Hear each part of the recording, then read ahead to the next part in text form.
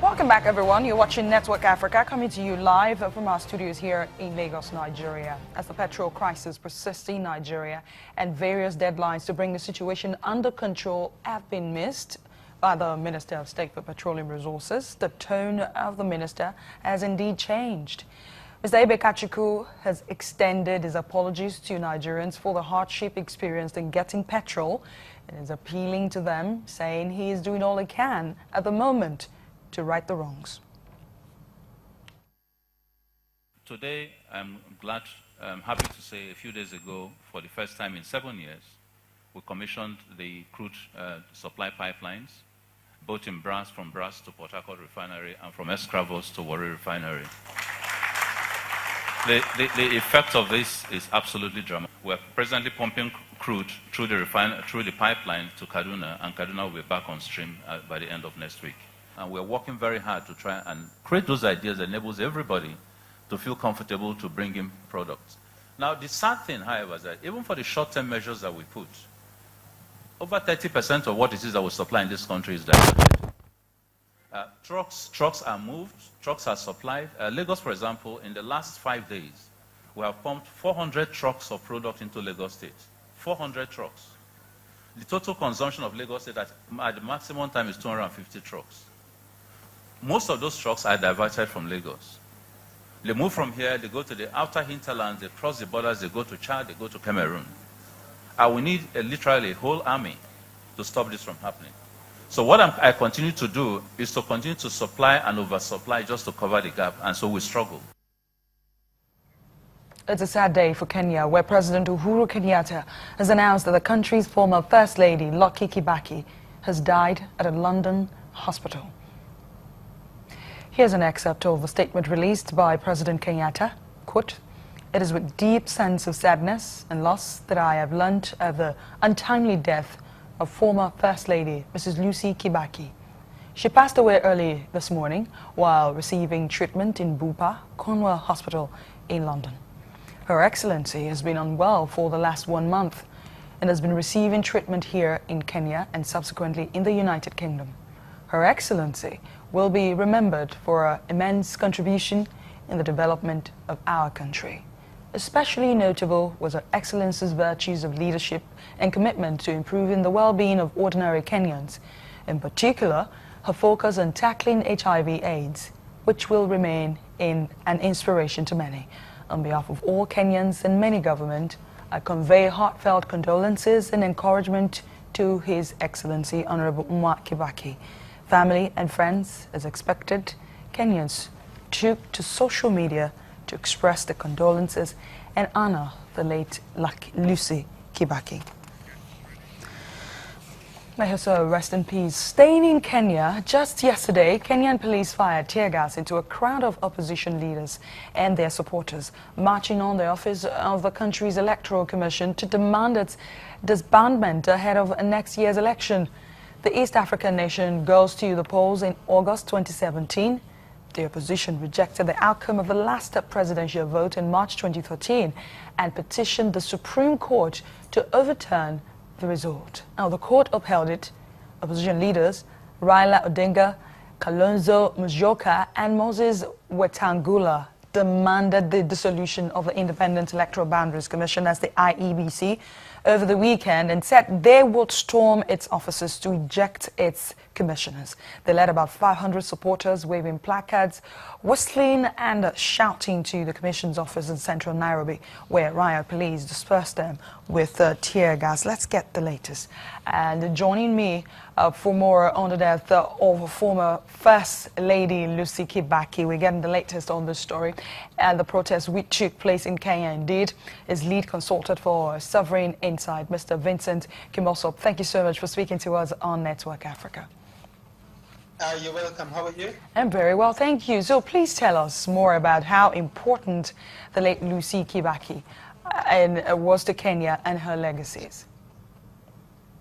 One, of course, I'll start by also sending and joining others in sending my message of condolences to the family, and particularly to the former president. It's a difficult moment. The significance of the former First Lady was that for a long time, in over 2 decades, the office of the First Lady was not well designed, or as in we didn't have a present First Lady. So the first person who helped redefine that office and its role was Lucy Kibaki. So Kenyans remember her for a lot of things.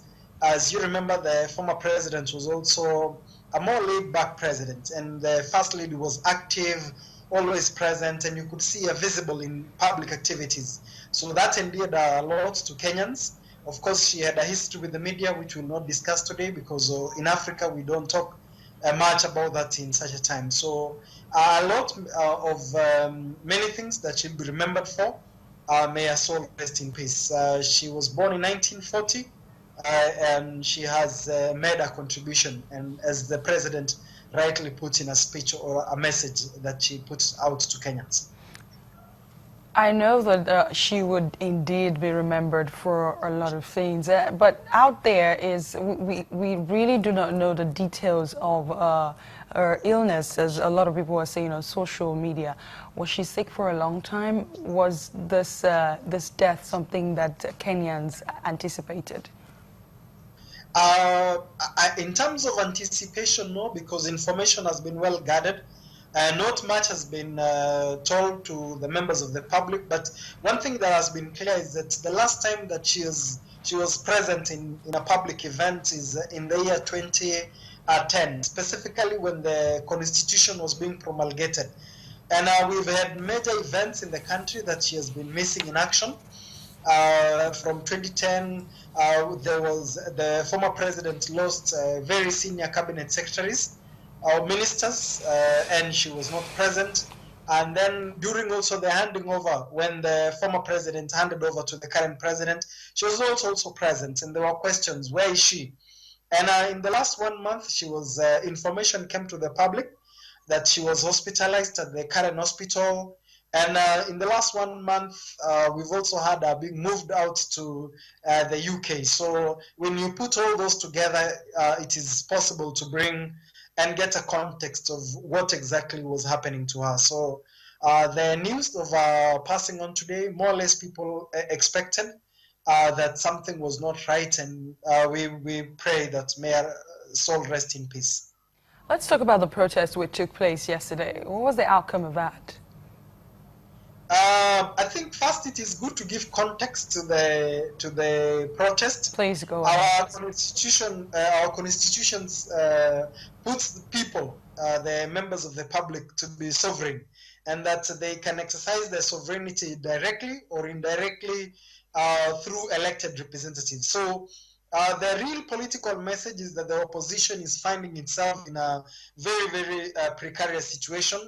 Number one is that if there were to be electoral reforms, then the current incumbent has an upper hand, because the current electoral body was put in place by the former prime minister together with President Kibaki. And now that we don't have any prime minister, the president is the one who is likely to appoint. So that's the first political message that the opposition is trying to push. And then number two is that in terms of the Supreme Court, there's a possibility of 3 judges exiting, and the Supreme Court is the first place for arbitration in the event that there's a presidential dispute. Again, the incumbent has an upper hand. So politically, they were seeking to pass a message, and the message is out. I do not know if it is very clear among all Kenyans why the protest, but they were able to pass the message nonetheless. And of course, that's the cost of democracy. The freedom of expression being upheld and respected by the Constitution. That's right. So do these protesters represent the views of most of the electorate, or just a small number? They were led by the opposition, the Raila Odinga, who was the second, who garnered the most, the second highest votes, over 5 million. So I don't think that they would represent a significant percentage of the population, but it's a number that cannot be ignored. Thank you so much for speaking to us on these issues coming out of Kenya. Thank you so much for joining us on Network Africa. Coming up on Network Africa, researchers help elephants stay off Kenyan farms. We'll tell you more about this after the break, so stay with us.